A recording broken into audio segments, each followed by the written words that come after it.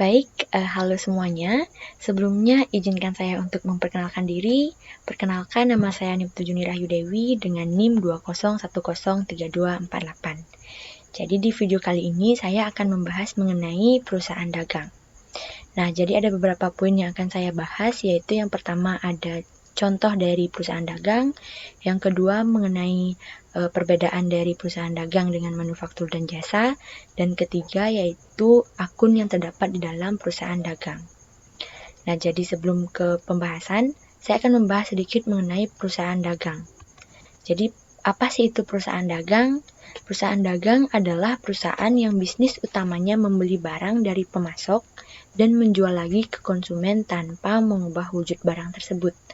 Nah, jadi di perusahaan dagang ini kita langsung mengambil barang yang sudah jadi dari supplier yang kemudian kita jual tanpa kita tambah, tanpa kita kurangi, atau tanpa kita ubah wujud dari barang tersebut dengan tujuan untuk mendapatkan keuntungan dari hasil yang kita dapatkan.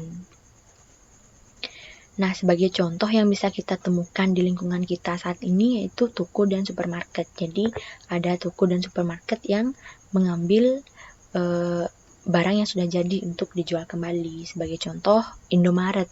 Mereka mengambil barang yang sudah jadi untuk mereka jual kembali.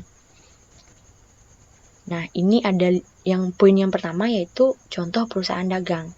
Jadi, sebenarnya banyak sekali contoh perusahaan dagang yang ada di sekitar kita. Namun, di sini ada 5 poin dari contoh dari perusahaan dagang. Yang pertama yaitu toko. Jadi, seperti toko sepatu atau toko baju yang dimana mereka mengambil barang jadi untuk mereka jual kembali. Lalu yang kedua yaitu showroom.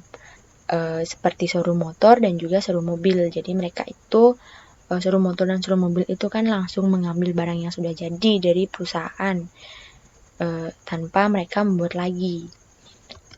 Lalu yang ketiga yaitu warung, yang keempat yaitu swalayan, dan yang kelima yaitu minimarket.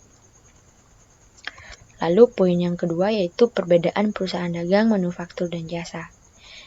Nah, yang pertama perusahaan dagang. Jadi di perusahaan dagang ini mereka memperoleh produk barang persediaan dari supplier dalam bentuk bahan jadi untuk dijual kembali pada konsumen. Jadi seperti yang saya bilang sebelumnya bahwa di perusahaan dagang ini mereka mengambil barang jadi dan mereka jual kembali. Nah, perusahaan dagang ini kegiatannya hanya melakukan penjualan kembali dengan tidak menambah atau merubah bentuk dari produk yang mereka jual. Dan di sini mereka memperoleh keuntungan dari selisih penjualan tersebut. Lalu ada beberapa yang membedakan di perusahaan dagang ini. Yang pertama yaitu terdapatnya harga pokok produksi, sehingga untuk menentukan harga pokok barang dapat dilakukan dengan mudah di perusahaan dagang ini. Kemudian yang kedua yaitu terdapatnya stok persediaan barang jadi. Pastinya ada persediaan stok barang jadi karena yang mereka jual adalah barang yang sudah jadi. Lalu yang ketiga ada di dalam perusahaan dagang ini laporan tentang pokok produksi tidak dipergunakan karena kan mereka tidak memproduksi, jadi tidak perlu adanya laporan produksi dan tidak terdapat biaya akuntansi di dalam perusahaan dagang. Lalu yang kedua yaitu perusahaan manufaktur. Nah, di perusahaan manufaktur ini mereka memperoleh produk persediaan yang dibuat dari bahan mentah menjadi bahan setengah jadi maupun barang jadi. Jadi di perusahaan dagang tadi itu mereka mengambil barang yang sudah jadi. Nah, di manufaktur ini mereka memproduksi secara langsung. Jadi bahan yang mentah itu mereka olah kemudian menjadi barang yang setengah jadi maupun barang jadi. Nah, di dalam manufaktur ini di perusahaan manufaktur ini mereka bisa saja menjual langsung barang yang sudah mereka produksi di perusahaan mereka sendiri atau mereka menjualnya lagi ke perusahaan lain. Nah, di perusahaan manufaktur ini ada beberapa yang menjadi pembedanya dengan perusahaan-perusahaan lain. Yang pertama yaitu terdapat harga pokok produksi, dan untuk menentukan harga pokok harus dilalui dengan beberapa tahap perhitungan. Yang kedua yaitu terdapat persediaan bahan baku atau mentah dan persediaan bahan pembantu dalam proses produksi. Nah, karena mereka kan memproduksi, jadi adanya persediaan bahan baku atau bahan mentah. Kemudian yang ketiga, dalam perusahaan manufaktur harus membuat laporan harga pokok produksi dan terdapat biaya akuntansi di dalamnya. Next, yang ketiga yaitu perusahaan jasa. Nah, di perusahaan jasa ini, ia tidak memiliki persediaan barang dagang untuk dipasarkan, karena produk mereka ini bersifat tidak berwujud, tidak seperti perusahaan dagang ataupun manufaktur. Jasa ini tidak berwujud. Bisa saja dari produk jasa ini bisa berupa hasil kerja atau karya mereka.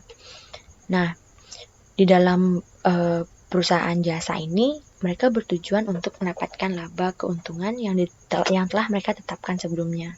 Jadi, dalam penjualan jasa ini harus ada kesepakatan antara perusahaan dan konsumen yang terlibat. Jadi, di perusahaan jasa ini ada 2 transaksi utama, yaitu transaksi administratif dan penjualan jasa yang ada. Sebagai contoh dari perusahaan jasa itu sendiri, seperti tukang cukur itu termasuk ke dalam perusahaan jasa, atau servis komputer itu termasuk ke dalam perusahaan jasa, karena mereka tidak perlu nyetok barang dari di perusahaan mereka itu sendiri. Kemudian ada beberapa yang menjadi pembeda di perusahaan jasa ini. Yang pertama yaitu di perusahaan jasa ini mereka tidak perlu menentukan harga pokok barang dan tidak perlu membuat laporan mengenai harga pokok produksi, sehingga tidak ada biaya akuntansi di dalamnya. Lalu yang kedua, tidak terdapat persediaan barang apapun karena yang dijual berupa jasa. Jadi di perusahaan jasa ini mereka tidak perlu menyediakan barang apapun karena yang mereka jual adalah jasa mereka sendiri. Kemudian yang ketiga yaitu pembelian yang terjadi akan langsung dimasukkan ke dalam akun peralatan atau akun perlengkapan. Nah, kurang lebih seperti itu. Jadi bisa kita simpulkan bahwa di perusahaan dagang itu sendiri mereka mengambil barang jadi dari perusahaan manufaktur. Sedangkan di manufaktur itu mereka mengolah bahan mentah menjadi bahan jadi. Dan di perusahaan jasa itu tidak ada barang ataupun pengolahan di dalam perusahaan tersebut. Jadi jasa mereka yang mereka jual. Seperti itu kurang lebih kesimpulan dari perbedaan mengenai perusahaan dagang, perusahaan manufaktur, dan perusahaan jasa. Nah, lalu di sini kita akan membahas mengenai akun dalam perusahaan dagang. Jadi akun apa saja sih yang ada dalam perusahaan dagang? Jadi yang pertama yaitu akun pembelian. Nah, akun pembelian ini berfungsi sebagai catatan transaksi pembelian barang dagangan, baik itu dalam bentuk cash, dalam bentuk tunai, maupun dalam bentuk kredit. Lalu yang kedua yaitu akun penjualan. Nah, di akun penjualan ini digunakan sebagai catatan transaksi penjualan barang dagangan. Jadi, setiap penjualan akan dicatat di dalam akun penjualan. Lalu yang ketiga yaitu ada retur pembelian. Jadi retur pembelian ini digunakan untuk mencatat pengembalian barang dagangan yang telah dibeli. Jadi jika dari konsumen ada yang mengembalikan barang yang telah dibeli, maka dicatat di retur pembelian. Lalu kemudian yang keempat yaitu retur penjualan. Jadi retur penjualan ini digunakan untuk mencatat pengembalian barang dagangan yang sudah terjual. Jadi jika ada barang dagangan yang sudah terjual kemudian dikembalikan, maka dicatat di retur penjualan. Lalu yang kelima yaitu diskon pembelian. Diskon pembelian ini digunakan untuk mencatat di setiap penerimaan diskon dari penjual. Kemudian yang keenam yaitu diskon penjualan. Nah, di diskon penjualan ini digunakan untuk mencatat penerimaan diskon dari pembeli.